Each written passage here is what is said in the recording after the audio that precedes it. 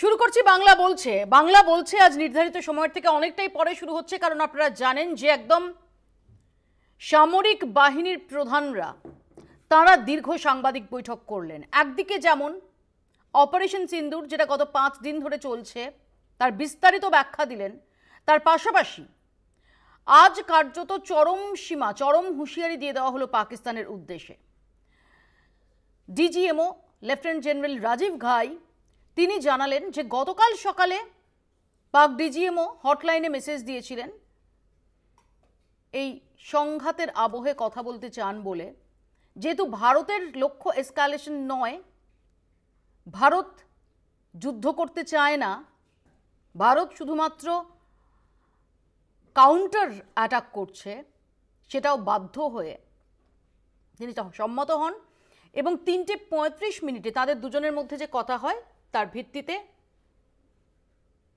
সংঘর্ষ বিরতি সেটা শুরু হয়ে যায় গতকাল বিকেল 5টা থেকে। কিন্তু হতাশাজনকভাবে এবং একই সঙ্গে লেফটেন্যান্ট জেনারেল, কাল থেকে আমরা যেটা বলছি, লেফটেন্যান্ট জেনারেল ঘাই তিনিও বললেন যে কিছুটা প্রত্যাশিতভাবেই দেখা গেল যে এরপর ঘন্টা দুয়েক কাটতে না কাটতেই পাকিস্তানের তরফ থেকে আবারও ঢেউয়ের পর ঢেউ ড্রোন হানা শুরু হয়ে গেল। আজ সকালে প্রত্যেকটাই প্রতিহত করা হয়েছে আমাদের বাহিনীর তরফ থেকে। একই সঙ্গে 5 জন সহকর্মীকে হারিয়েছেন বলে তিনি জানালেন এবং তিনি আজ সকালে তার পাক কাউন্টারপার্টকে হটলাইনে বার্তা দিয়েছেন, যেটা আলটিমেটাম। সেখানে বলা হয়েছে আজকের রাতে বা এরপর যদি আর একটাও সিজফায়ার ভায়োলেশনের ঘটনা ঘটে, আর একটাও এই এরিয়াল ইন্ট্রুশনের ঘটনা ঘটে, তাহলে কঠোরতমভাবে এবং শাস্তিমূলকভাবে তার ব্যবস্থা নেওয়া হবে। আজকে রাতটার জন্য আমরা সবাই অপেক্ষা করছি। 3 বাহিনীর শীর্ষ কর্তারা একজোটে জানিয়ে দিলেন এবং বললেন যে আজকে যদি আর কোনো রকম ইধার উধার পাকিস্তানের দিক থেকে আসে, তাহলে কি তারা করতে পারেন তারা এখন বলছেন না, কিন্তু পাকিস্তান সেটা সম্পর্কে ওয়াকিবহাল। আমি একটু শুরুতে আপনাদের শুনিয়ে নেব লেফটেন্যান্ট জেনারেল রাজীব ঘাই, ডিজিএমও, তিনি কি বলেন এই সম্পর্কে। That my communication with the Pak DGMO was conducted at 15:35 hours yesterday and resulted in cessation of cross-border firing and air intrusions by either side with effect from 1700 hours 10th of May, after he proposed that we cease hostilities. We also decided to further speak on the 12th of May, that's tomorrow, at 1200 hours, to discuss the modalities that would enable the longevity of this understanding. However, disappointingly, and must I add,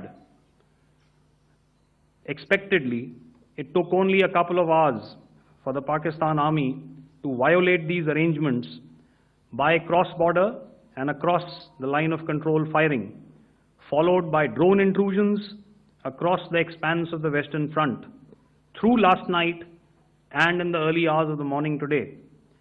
These violations were responded to robustly and dealt with as they must be. We have earlier today sent another hotline message to my counterpart highlighting these violations of the understanding between the DGMOs on the 10th of May and our firm and clear intent to respond to these fiercely and punitively, if repeated tonight, subsequently or later. In this regard, I must inform all of you that the Chief of Army Staff has earlier today conducted a security review and has granted full authority to our Army commanders for counter actions in the kinetic domain in case of any violation by Pakistan. আমাদের সঙ্গে রয়েছেন বিজেপির পক্ষ থেকে দেবাশিস ধর, কংগ্রেসের পক্ষ থেকে চন্দন ঘোষ চৌধুরী, রয়েছেন রাজনৈতিক বিশ্লেষক সাংবাদিক সুমন ভট্টাচার্য এবং রয়েছেন ব্রিগেডিয়ার প্রবীর সানিয়াল। আমি প্রথমে ব্রিগেডিয়ার সানিয়ালের কাছে যাব। ব্রিগেডিয়ার সানিয়াল, আজকে যে বার্তাটা 3 বাহিনীর শীর্ষ কর্তাদের তরফ থেকে দিয়ে দেওয়া হলো এবং যেভাবে আগামীকাল দুই ডিজিএমওর তরফে আবারও বাক্যালাপ, তার আগে সরাসরি আলটিমেটাম দিয়ে দেওয়া হলো, যে বার্তা চলে গেছে যে আজকের রাতে যদি কোনো রকম মিস অ্যাডভেঞ্চারের চেষ্টা করে পাকিস্তান তাহলে তার ফল ভালো হবে না, এবং চিফ অফ আর্মি স্টাফ এই মর্মে সমস্ত রকমের অথরিটি সেটা দিয়ে দিয়েছেন এই তিন বাহিনীর সংশ্লিষ্ট প্রধানদের। এটাকে আপনি কিভাবে ইন্টারপ্রেট করছেন? একদম আজকে কি এই যে বারবার যে ধৈর্যের পরীক্ষা নিচ্ছে পাকিস্তান, ধৈর্যের পরীক্ষা যেন না হয়, হলে চরম ব্যবস্থা নেওয়া হবে, এই বার্তাটার পর আজকে কি আরও এক ধাপ, অর্থাৎ ধৈর্যের কি শেষ সীমায়, এটা বুঝিয়ে দিলেন আমাদের বাহিনীর প্রধানরা?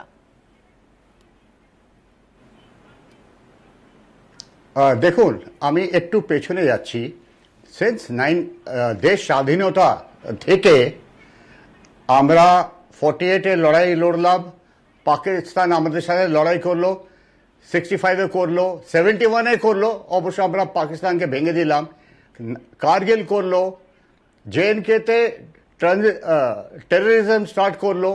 ওই যে টেররিজম স্টার্ট করলো 1988-এ, ইন্ডিয়া প্রথমবার জবাব দিল 2016-এ। 28 বছর ধরে আমরা পাকিস্তানের কাছে মার খেয়েছি, আর আমরা কোনো জবাব দিইনি। যাই হোক, যা হয়েছে, এইবার যেটা হয়েছে 22 এপ্রিলে ইন্ডিয়া ডিসাইড করে নিয়েছিল একটা শক্ত একটা রেসপন্স দেবে, আর সেটা দিয়েছে অন 7th of May। আমরা যারা আর্মিতে চাকরি করেছে আমরা জানি, যখন যুদ্ধ আরম্ভ হয় শেষ হবে আমাদের টার্মস অ্যান্ড কন্ডিশনে, আর এটাই মনোবল থাকা উচিত। যে কোনো দেশ যুদ্ধ হয়ে যায়, আমাদের কাছে সেই মনোবলটা ছিল। আমরা যেরকমভাবে পাকিস্তানের রেসপন্স দিয়েছি, ওদের যেরকম ক্ষতি হয়েছে, পাকিস্তান সেই জন্য এমও ডাইরেক্টরেট থ্রু দিয়ে একটা ডিসকাশন করেছে। আর আমার খুব আশ্চর্য লাগলো, 3:30-র সময় কথা বলেছে আর 5টার সময় ডিল হয়ে গেছে, আমরা অপারেশনস বন্ধ করে দিয়েছি। আমাদের ইন্ডিয়ার অবস্থা অনেক ভালো ছিল, পাকিস্তানটা ওই দেশটা প্রায় ভেঙে যাচ্ছে। তারপরে ইন্ডিয়া যেরকম একটা শক্ত প্রঘাত দিয়েছিল, আর পাকিস্তান সেটা সামলাতে পারছিল না। আমরা কেন পাকিস্তানের রিকোয়েস্টটা মেনে নিলাম? কেন নেবেন না ব্রিগেডিয়ার সাহেব? এখানে আমি একটা কথা বলি, ডেফিনেটলি আপনি আমরা আপনার আরো বেশি, আপনি এক্স সার্ভিসম্যান, আপনার আরো বেশি করে ডেফিনেটলি আপনার আবেগ রয়েছে, আপনার সেই জোশটা থাকবে of course, but the truth is ভারতের তরফ থেকে কিন্তু অবস্থানটা খুব স্পষ্ট করে দেওয়া হয়েছে। আজকেও অবস্থানটা স্পষ্ট করে দেওয়া হয়েছে যে আমরা কোনো এসকালেশন চাই না, আমরা পাকিস্তানের এগেনস্টে যুদ্ধ করতে যাইনি, আমরা টেররিস্ট, আমরা পহেলগাঁও কাণ্ডের পর যে টেরর হাব সেগুলোকে ধ্বংস করেছি। এবং যখন পাকিস্তানের তরফ থেকে আমাদের সিভিলিয়ান লোকেশন, আমাদের যে মিলিটারি ইনফ্রাস্ট্রাকচার, আমাদের রিলিজিয়াস ইনফ্রাস্ট্রাকচার, সেগুলোকে টার্গেট করা হচ্ছে, তখন আমরা প্রত্যাঘাত করছি, সেটাও অনলি মিলিটারি ইনফ্রাস্ট্রাকচারে, কোনো রকম সিভিলিয়ান জনপদ সেটা যাতে কোনো ক্ষয়ক্ষতি না হয়, কোনো কোল্যাটারাল ড্যামেজ সেখানে না হয়, সেটাকে এনশিওর করতে। ভারতের অবস্থান এখানে যুদ্ধ নয়, ভারত তো যুদ্ধ চাইছে না, ভারত এসকালেশন চাইছে না। ভারত এই মুহূর্তে ওয়েস্টার্ন ফ্রন্টে শান্তি পহেলগাঁও কাণ্ডের আগেও চেয়েছিল, এখনো চাইছে। We did not wage war against Pakistan. না এক মিনিট, ওয়ার আমরা ওয়েজ করিনি, ওয়ার পাকিস্তান ওয়েজ করেছে আমাদের। তো আমাদের ডিফেন্সিভ হওয়ার দরকার নেই, আমাদের সুইফট স্ট্রং রেসপন্স দেওয়ার দরকার। সেটাই আমি বলছি, সেটা আপনারা বুঝছেন না। এটা হয়তো যথেষ্ট হয়নি, আরো শক্ত হওয়া দরকার। This is the lesson I learned. আরো যদি শক্ত জবাব দিতাম, পাকিস্তান 6 দিন ধরে এই লড়াইটা চালাতো না।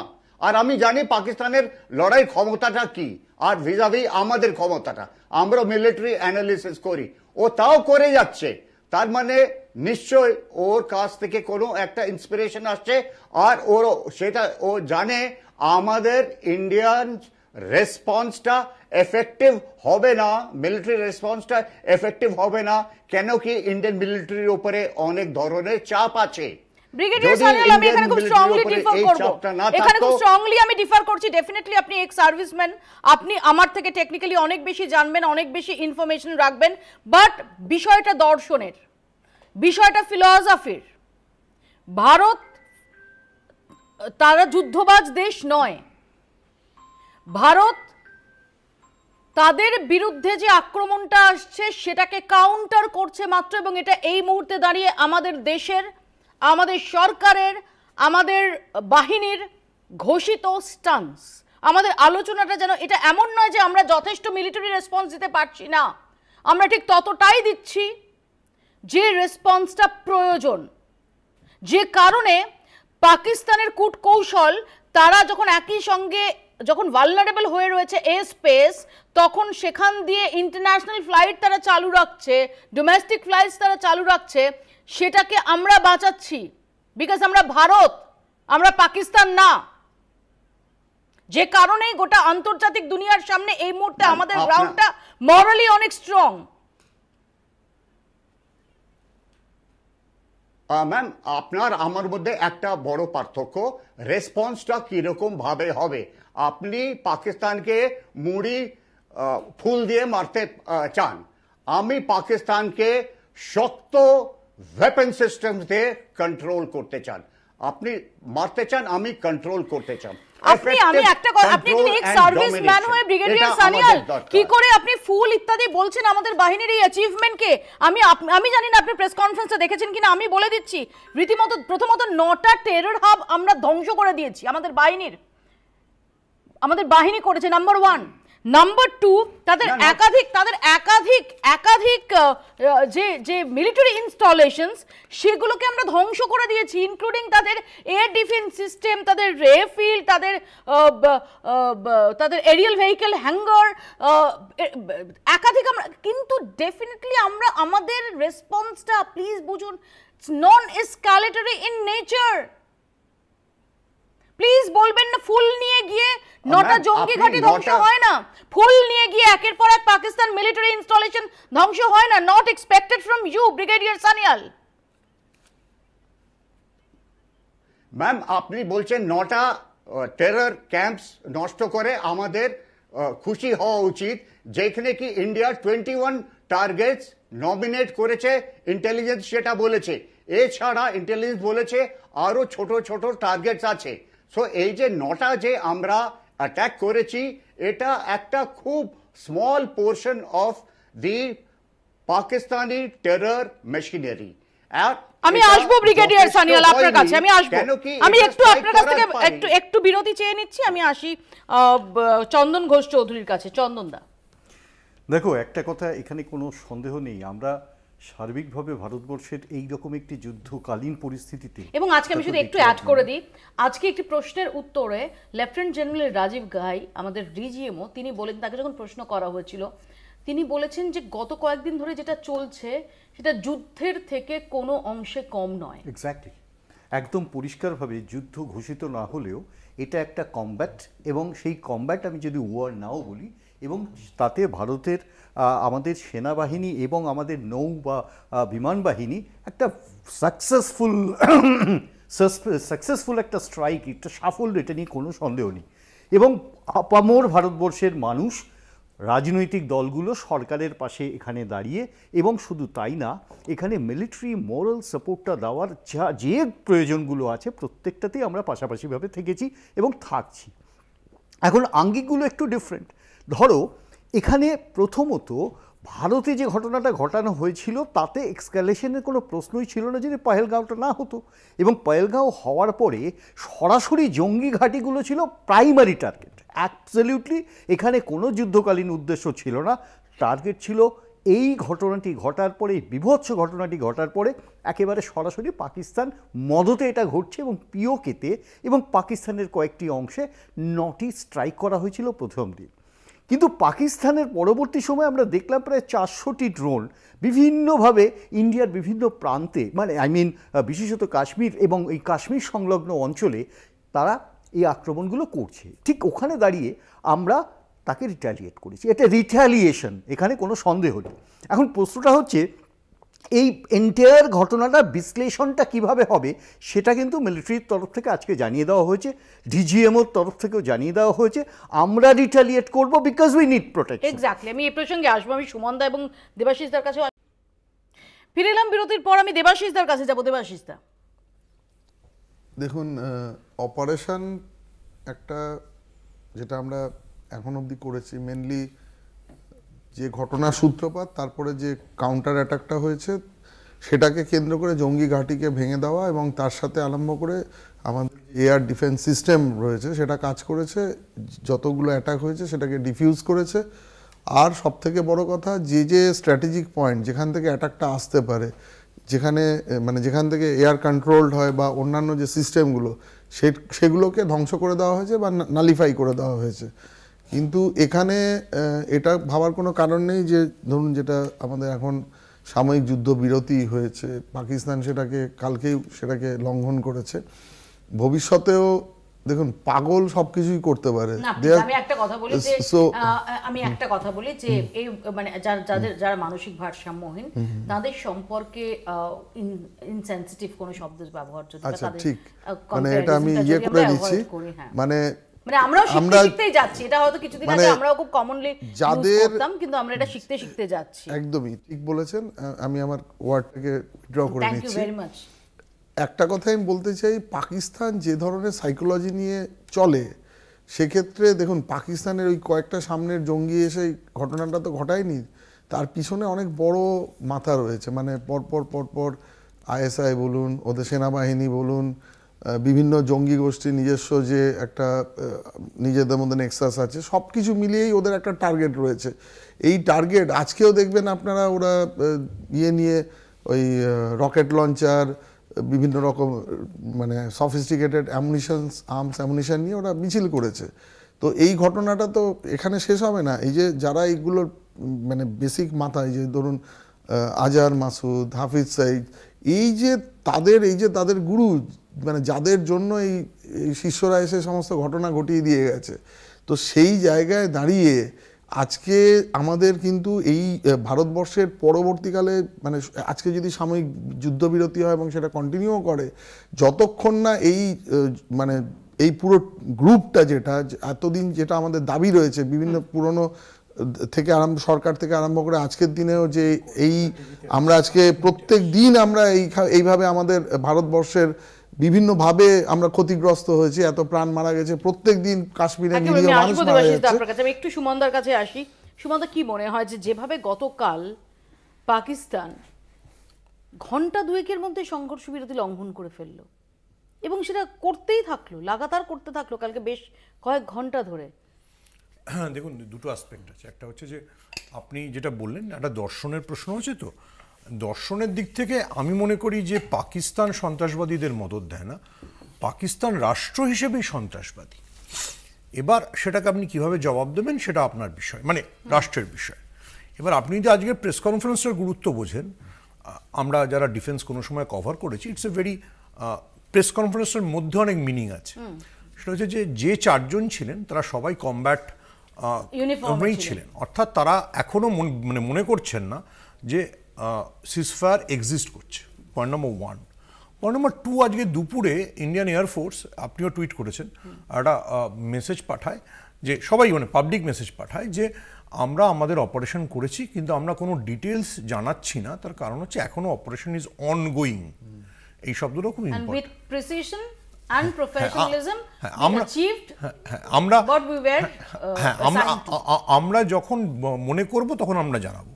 এবার আমাদের দেশে তো মানে আবার আমি মানে কাউকে, আমাদের দেশে তো অতিবাম, সেটার অন্যরকম টার্ম আছে, অতিবাম, উৎসাহী, অত্যুৎসাহীরা আছে, তারা ভাবে যে রোজ এয়ারফোর্স ওনাদের জানাবে যে ওখানে আমি কতজনকে মেরেছি, তাদের লিস্ট বলবে, তাদের জাতিগত চরিত্র কোন বলবে। এটা তো হয় না। আপনি একটা একদম যিনি বলেছেন তিনি ঠিক বলেছেন, আর্মির তরফে এটা যুদ্ধের মতোই সিচুয়েশান চলছে। আপনি যদি যুদ্ধের মতো সিচুয়েশান যেটা যারা বুঝতে পারছেন না, আমি খুব বিনীতভাবে আপনার চ্যানেলের মধ্যে অনুরোধ করবো তাদের একটু পাকিস্তানি সংবাদপত্র পড়া উচিত, তাহলে বুঝতে পারবে যে কী হচ্ছে। আচ্ছা, point number 3 is very important, যে আপনি একটা সিজফায়ার অ্যানাউন্স করেছেন, এবং আমেরিকা ক্লেম করছে সেই সিজফায়ারটাকে তারা নেগোশিয়েট করেছে, আমেরিকার রাষ্ট্রপতি ক্লেম করছে, আমেরিকার সেক্রেটারি অফ স্টেট ক্লেম করছে। তো তাহলে আমেরিকার তো দায়িত্ব হচ্ছে এই সিজফায়ারটাকে কন্টিনিউ করানো। এটা তো শুধু আপনার আমার ডিজিএমওর দায়িত্ব নয়, এটা ডোনাল্ড ট্রাম্প। এটা তো ডেফিনেটলি ভারতের তরফ থেকে বলে দেওয়া হয়েছে যে কোনো মধ্যস্থতা লাগেনি, কিন্তু পাক ডিজিএমও রিকোয়েস্ট করেছেন। আজকেও এই প্রেস কনফারেন্স থেকে স্পষ্ট ভাষায় বলেছেন আমাদের ডিজিএমও যে পাক ডিজিএমও রিকোয়েস্ট করেছেন। সেটা তো ফর্মাল বিষয়, আমি এখনই পলিটিক্যাল ব্যাখ্যা যেতে চাই না, কিন্তু মানে বোথ আমেরিকার প্রেসিডেন্ট এবং আমেরিকার ভাইস প্রেসিডেন্ট এবং আমেরিকার সেক্রেটারি অফ স্টেট তিনজনে রিপিটেডলি বলেছে তারা কতবার ফোন করেছে জয়শঙ্কর। সো এটা আমেরিকারও দায়িত্ব এটা। এবার আপনি যদি আমি ডোনাল্ড ট্রাম্প বা মার্কো রুবিওর থেকে বেশি বিশ্বাস করব লেফটেন্যান্ট জেনারেল রাজীব গাইকে এবং আই উইল গো বাই বা আমাদের বিদেশ সচিব বিক্রম মিস্ত্রিকে। এবার যেটা ইম্পর্টেন্ট প্রশ্ন হচ্ছে, যেটা নিয়ে আগের পর্বে আপনার সাথে ব্রিগেডিয়ার সান্নাদের কথা হচ্ছিল, যে আমরা কি করলাম। ওই আবার দর্শনের প্রশ্ন, চন্দনদার ওখানে লেপেলটা লাগানো আছে, আমি লেপেলটাকে গুলি করে ওড়ালাম মানে চন্দনদাকে জানালাম যে আমি আপনার হৃৎপিণ্ডও গুলি করতে পারি। আপনি যখন লাহোর থেকে 30 কিলোমিটার দূরে ভাওয়ালপুর ওড়াবেন, তার মানে হচ্ছে আপনি বোঝালেন যে আমি লাহোরও ওড়াতে পারি। এবার তৃতীয় পয়েন্ট হচ্ছে, আমি শুধু ওড়ানোতে থামিনি, যারা বোঝে না তারা পাকিস্তানের সংবাদপত্র আরেকবার পড়তে পারে। সেটা হচ্ছে যে আমি পাঞ্জাবের 4টে বিমানবন্দরকে উড়িয়েছি, সেটা পাকিস্তান বলছে, আমাদের বলার দরকার। আচ্ছা, পাঞ্জাব ওড়ানো হোয়াই ইটস ইম্পর্টেন্ট? দেখুন, এতদিন অবধি আমি নরেন্দ্র মোদীর ভক্ত হতে পারি, না ভক্ত হতে পারি, ইমমেটেরিয়াল। আমার আর্মি কি অ্যাচিভ করেছে সেটা বুঝতে হবে। সেটা হচ্ছে যে এতদিন অবধি আমরা মানে 99-এ কার্গিলের সময় যা হয়েছে বা যা হয়, সেটা বেসিক্যালি কাশ্মীরের এপাশে ওপাশে গুলি বিনিময়। This is the first time after 1971 আমরা পাকিস্তানের মেনল্যান্ডে অ্যাটাক করেছি, আমরা পাঞ্জাবে অ্যাটাক করেছি, আমরা সিন্ধে অ্যাটাক করেছি। যারা ভাবছে করাচি আমরা অ্যাটাক করিনি, আবার পাকিস্তানের ইন্টার সার্ভিস পিআর পাবলিক রিলেশনসে বিবৃতিটা দেখে নিতে পারে করাচিতে কটা ড্রোন আমাদের ওরা পেয়েছে বলে বলেছে। তো পাঞ্জাব এবং সিন্ধ অ্যাটাক করা মানে কি? তার মানে হচ্ছে আপনি মেনল্যান্ড অ্যাটাক করেছেন। আচ্ছা, পলিটিক্যালি বুঝতে হবে যে পাঞ্জাব, পাকিস্তানের পাঞ্জাব পুরো পাকিস্তানের পলিটিক্সটাকে কন্ট্রোল করে। সেখান থেকেই নওয়াজ শরীফ আসেন, সেখান থেকেই শাহবাজ শরীফ আসেন, নওয়াজ শরীফের মেয়ে হচ্ছে পাঞ্জাবের চিফ মিনিস্টার। সো পুরো if you are hitting Punjab, it's like hitting your Delhi, ঠিক আছে? তো এটা পাকিস্তানকে এতটাই শেকি করে দিয়েছে, আমরা তো মন দিয়ে দেখি না, আমরা সবসময়, আমি উইথ ডিউ রেসপেক্ট সবসময় আর্মি সমালোচনায় ব্যস্ত থাকি।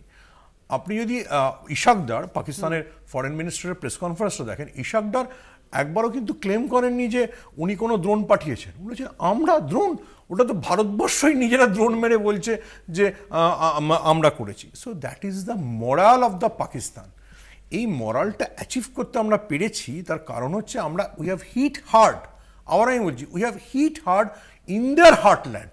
পাঞ্জাবে হিট করেছি, সিন্ধে হিট করেছি। সিন্ধে হিট করানো, আপনি যখন করাচিতে দুটো ড্রোন ওরা বলছে নেমেছে, তার মানে করাচি পোর্টকে ওদের সেভ করতে হয়েছে। করাচি পোর্টের কতটা ক্ষয়ক্ষতি হয়েছে সেটা করাচি পোর্টের ওয়েবসাইট দেখলে বোঝা যাবে।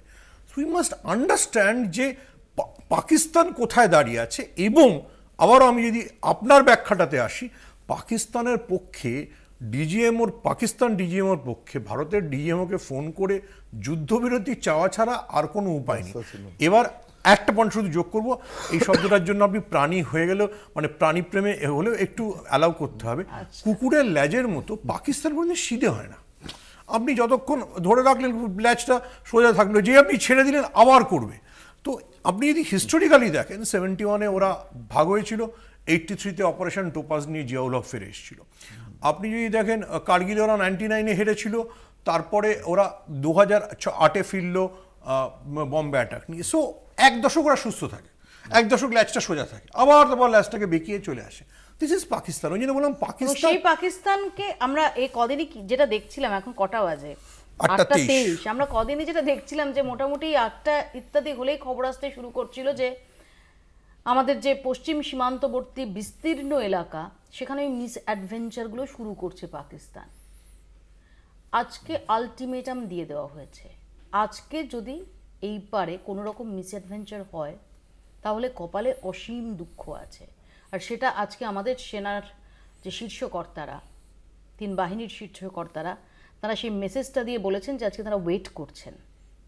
আজ যদি পাকিস্তানের দম থাকে, আজকে যদি পাকিস্তান আবারও মিস অ্যাডভেঞ্চার করে তাহলে এমন এমন প্রত্যুত্তর তাদের দেওয়া হবে যেটা তারা জিন্দেগিতে ভুলবে না।